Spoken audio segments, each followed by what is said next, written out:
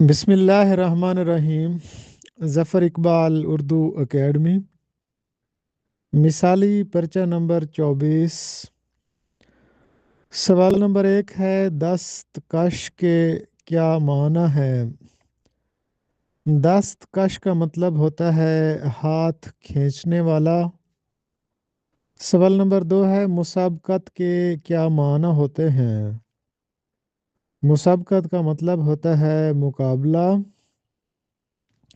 سوال نمبر 3 ہے، قرآن مجید کا اردو میں پہلا لفظی ترجمہ 1786 عیسوی سن 1200 ہجری میں کس نے کیا تھا؟ قرآن مجید کا اردو میں پہلا لفظی ترجمہ شاہ رفیع الدین نے کیا تھا۔ سوال نمبر 4 ہے، برصغیر میں قرآن مجید کا سب سے پہلے بامحاورہ اردو ترجمہ سن 1790 میں کس نے کیا؟ برصغیر میں قرآن مجید کا سب سے پہلے بامحاورہ اردو ترجمہ 1790 میں شاہ عبد القادر رحمۃ اللہ علیہ نے کیا۔ سوال نمبر 5 ہے، اردو کا پہلا مضمون نگار کون ہے؟ تو اس کا درست جواب یہ ہے کہ اردو کا پہلا مضمون نگار سر سید احمد خان ہے۔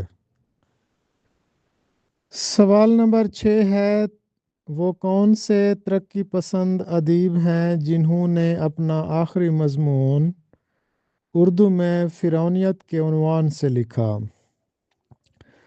تو اس ادیب کا نام پریم چند ہے جنہوں نے اپنا آخری مضمون اردو میں فرعونیت کے عنوان سے لکھا۔ سوال نمبر 7 ہے کہ اردو کا اولین ڈرامہ کیسر باغ میں کھیلا گیا، کیسر باغ کہاں موجود ہے؟ اردو کا اولین ڈرامہ کیسر باغ میں کھیلا گیا اور کیسر باغ لکھنؤ میں موجود ہے۔ سوال نمبر 8 ہے، غربی ممالک کون سے ہوتے ہیں؟ ایسے ممالک جو ہندوستان کے مغرب میں واقع ہیں ان کو غربی ممالک کہا جاتا ہے۔ یہ مشہور شعر کس شاعر کا ہے؟ چرخ کو کب یہ سلیقہ ہے ستم گاری میں، کوئی معشوق ہے اس پردہ زن نگاری میں۔ منو لال صفا کا یہ شعر ہے۔ سوال نمبر 10 ہے کہ تکرار قافیہ کو اصطلاح میں کیا کہا جاتا ہے؟ تو اس کا درست جواب یہ ہے کہ تکرار قافیہ کو اصطلاح میں ایتا یا شائگان کہا جاتا ہے۔ سوال نمبر 11 ہے کہ یہ مشہور شعر کس کا ہے؟ جب وہ پڑھتی ہے ترنم سے غزل کا مطلع، اس کی آنکھوں میں بھی ایتائے جلی ہوتا ہے۔ خالد عرفان کا یہ شعر ہے۔ ایتائے جلی کسے کہتے ہیں؟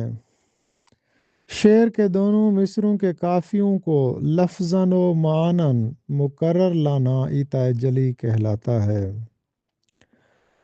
سوال نمبر 13 ہے، یہ مشہور شعر کس کا ہے؟ مدرسہ یا دیر تھا یا کعبہ یا بت خانہ تھا، ہم سبھی مہمان تھے وہاں تو ہی صاحب خانہ تھا۔ تو یہ خواجہ میر درد کا شعر ہے۔ سوال نمبر 14 ہے کہ درد کے درج بالا شعر میں بت خانہ اور صاحب خانہ میں لفظ خانہ کی تکرار ایک شعری عیب ہے جسے اصطلاح میں ایتائے جلی کہا جاتا ہے۔ سوال نمبر 15 ہے، اردو کا پہلا شاعر مسعود سعد سلمان ہے، یہ کہنا کس کا ہے؟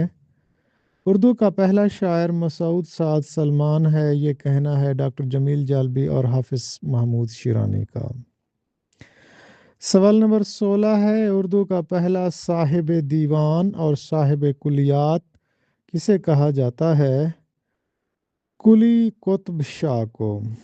اور اردو کا پہلا صاحب دیوان کلی قطب شاہ کو محی الدین قادری زور اور شارب ردولوی نے کہا۔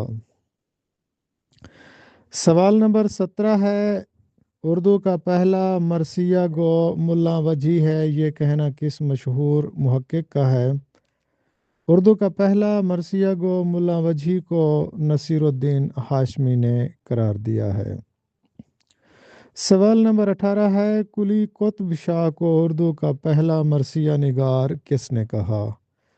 تو اس کا درست جواب یہ ہے کہ کلی قطب شاہ کو اردو کا پہلا مرثیہ نگار ڈاکٹر مسیح الزمان نے کہا۔ سوال نمبر 19 ہے، یکپوت کو دیتے زہر، یکپوت پہ کھینچے خنجر، کافر کیسے کیسے قہر یوں زخم کاری وائے وائے، کلی قطب شاہ کا مرثیہ ہے۔ سوال نمبر 20 ہے، ملا وجی کا ایک مرثیے کا شعر ہے کہ حسین کا غم کرو عزیزاں، انجھو نین سو جھڑ عزیزاں۔ سوال نمبر 21 ہے کہ دکن میں اردو، جو کہ نصیر الدین ہاشمی کی تصنیف ہے اور جس کا چوتھا ایڈیشن 1952 میں شائع ہوا، اس میں نصیر الدین ہاشمی نے کس شاعر کو پہلا مرثیہ نگار قرار دیا؟ شیخ اشرف بیابانی کو۔ شیخ اشرف بیابانی مثنوی نوسرہار کے خالق بھی ہیں، مگر نقاد ان کو پہلا مرثیہ نگار تسلیم نہیں کرتے۔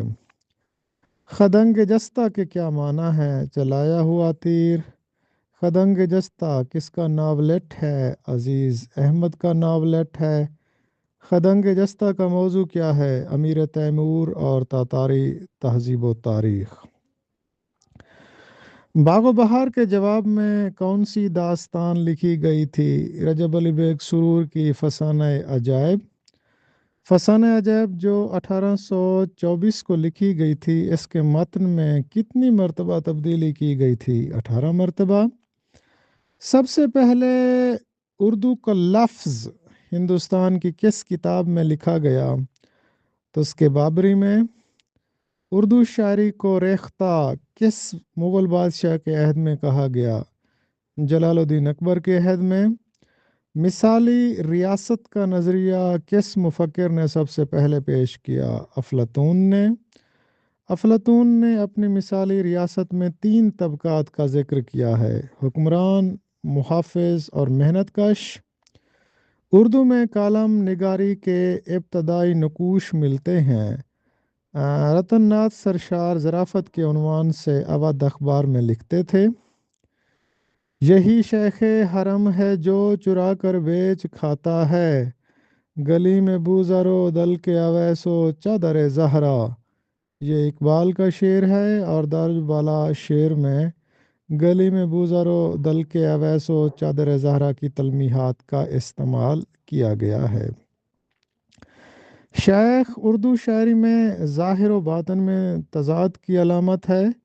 شیخ حرم کا مطلب ہے عرب کے عاقبت نا اندیش حکمران۔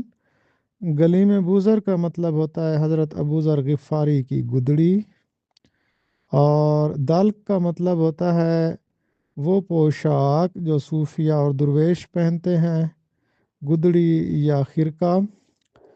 درست تلفظ پیش لفظ بسد ادب چشم زدن ہے۔ اقبال کی مشہور نظم لینن خدا کے حضور میں بال جبریل میں ہے۔ یونیسکو کا قیام 1945 میں عمل میں آیا اور یونیسیف کا قیام 1946 میں۔ وہ ادیب جو اپنے خطوط میں اپنے نام کے ساتھ مرحوم لکھتے تھے، جوش ملحی آباتی تھے، پڑھتے رہیں گے گلیوں میں ان ریختوں کو لوگ، میر نے اپنے کلام کو ریختہ کہا ہے اسی مصرے میں۔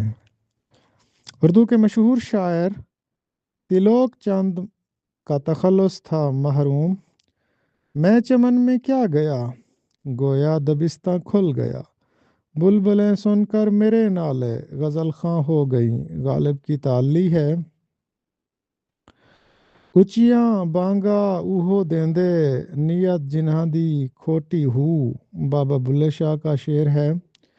کلندر کسے کہتے ہیں؟ ایسا شخص جو دنیا اور آخرت کے نفع و نقصان سے آزاد ہو۔ خامہ انگشت بدنداں کہ اسے کیا لکھیے، ناطقہ سر بگریباں کہ اسے کیا کہیے۔ غالب کا شعر ہے، خامہ کا مطلب ہوتا ہے قلم، انگشت بدنداں کا مطلب ہوتا ہے حیران، ناطقہ کا مطلب ہوتا ہے قوت گویائی۔